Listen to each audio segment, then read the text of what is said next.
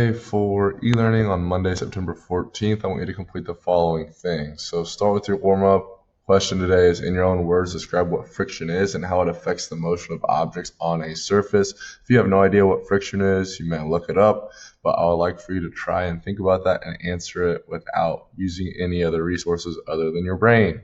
This week, we're going to be completing the balloon car experiment. Now, I know that might be a little tricky with you being at home, so I have a few different options here. I want to explain the first option, which would be the modified balloon car experiment. So I have attached what every other one of your students that is here will be completing here at school.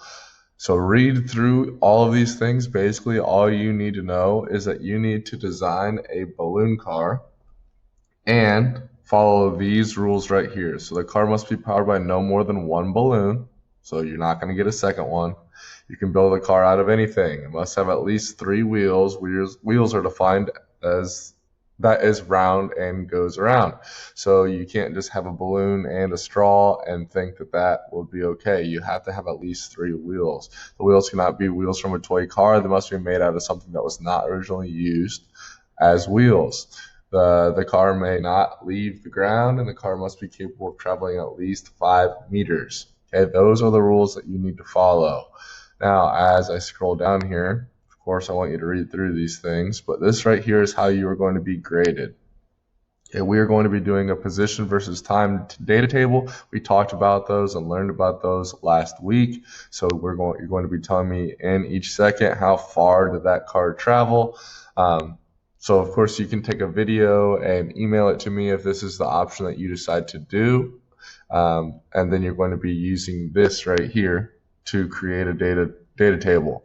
And you don't have to print this whole thing out. You can just do it on a piece of paper or whatever is easiest for you. And then you don't have to worry about doing anyone else's in class other than your own.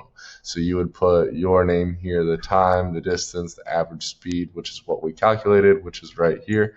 Average speed equals distance divided by time. And that's the lab. We're going to be doing that all week this week. All right, so again, if this is too difficult and you don't have the materials to complete this, then that is okay. You have a second option. But if you want to go for it and try to complete this lab, even if you're at home, that would be awesome. I would encourage you to do that. You're not going to be penalized if you don't have the materials or if you don't want to complete this lab at home, because this right here is your second option. So attached to the post in which you're watching this video, it says, if you do not complete the modified lab, you may watch the Science Max video and list 20 things in which you learn to receive full credit on the lab. So this is a 44-minute video. Of course, you can split it up throughout the week because we're going to be completing the balloon car experiment all week long.